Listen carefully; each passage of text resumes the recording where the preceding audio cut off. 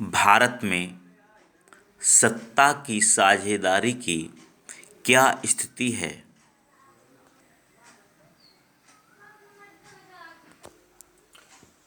France की क्रांति के बाद आधुनिक राजनीति की सबसे बड़ी देन है लोकतंत्र, जनतंत्र। जनतंत्र की प्रमुख विशेषता है वह शासन प्रणाली जिसमें जनता मालिक होती है, जनता राजा होती है। वह अपना प्रतिनिधि स्वयं चुनती है, जनता स्वयं निर्धारित करती है देश पर कौन शासन करे, राज्य पर कौन शासन करे। आधुनिक राजनीति में जनतंत्र एक बेहतर व्यवस्था है, लेकिन वह बीमार पैदा हुआ है। अनेक वायरस उसे बीमार किए पड़े हैं। भाषावाद, क्षेत्रवाद, जातिवाद, मजहबवाद, सामंतवाद, अपराधीकरण, भ्रष्टाचार, सामाजिक असमानता, आर्थिक विषमता एवं असमान आय वितरण आदि। भारत का आधुनिक संविधान 26 जनवरी 1950 को अवश्य लागू हुआ। भारत का आधुनिक संविधान 26 जनवरी 1950 को लागू अवश्य हुआ, लेकिन यहाँ रीतियाँ, आचरण, विश्वास, विचार, सत्तात्मक मनोविज्ञान 26 जनवरी 1950 का नहीं, वरन इससे पूर्व का प्रभावशाली है, जो कोई सुधार पसंद नहीं करना चाहता। आचार्य चतुर्सेन वयम रक्षामा की माने तो आदिकाल से सत्ता की साझेदारी का संघर्ष 85% बनाम 15% के रूप में प्रभावशाली रहा है। भारतीय जनमानस मनोविज्ञान का अध्ययन करें तो भारतीय जनमानस व राजनीति अनेक वर्गों में बटी हुई है।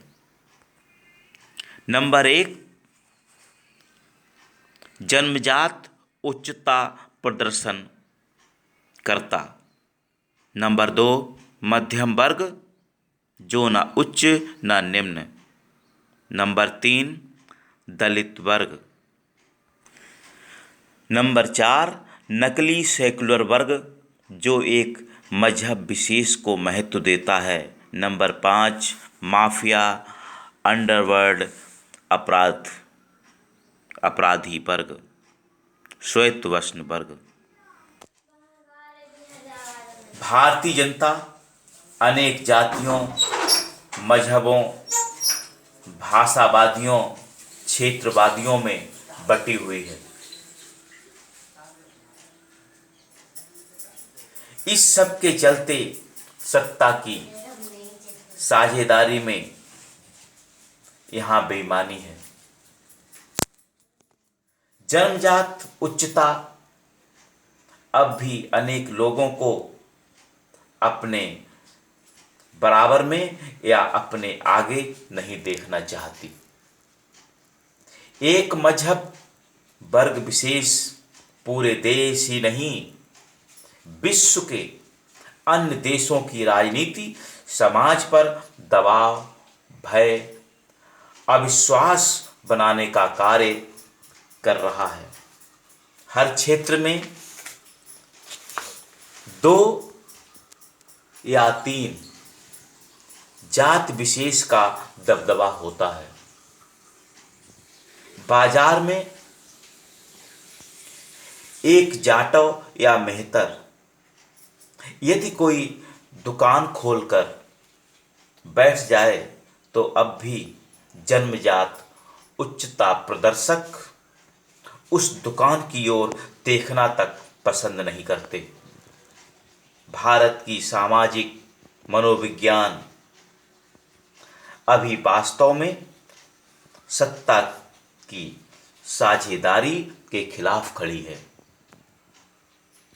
भारतीय संविधान सभी को समान रूप से विकास का अवसर तो देता है, लेकिन उसे आम जीवन में नज़रअंदाज करने वालों, जाति मजहबी आधार पर जन्मजात उच्चता प्रदर्शक अस्वीकार किए बैठे हैं।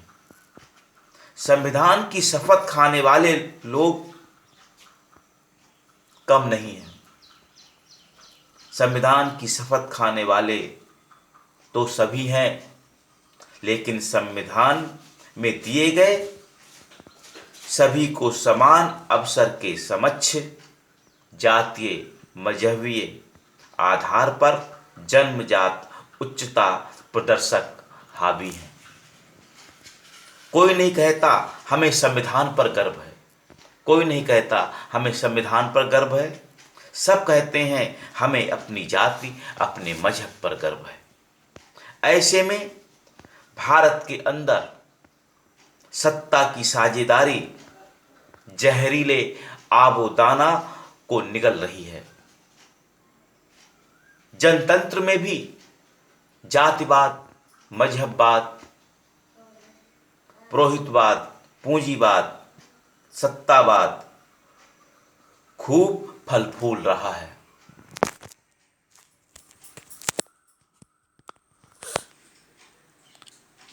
विद्वानों ने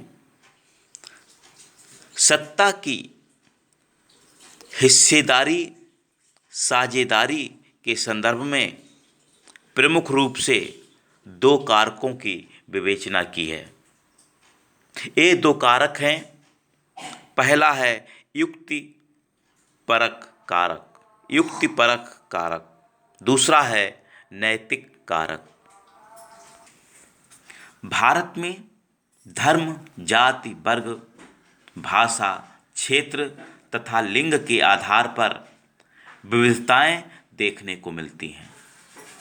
सामाजिक